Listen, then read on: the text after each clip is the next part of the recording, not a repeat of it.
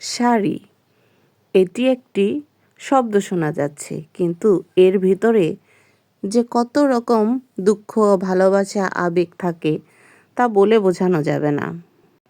শাড়ি শুধু একটি পোশাক নয়, নারীর স্মৃতি আর অনুভূতির নরম আশ্রয়।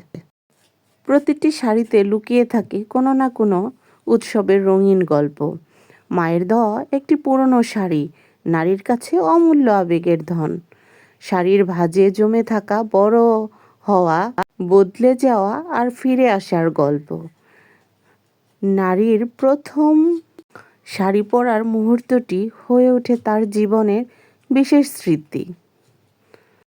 শাড়ির রং, ধরন, আবেগ সব ভালোবাসার স্পন্দনের এক অনুভূতি।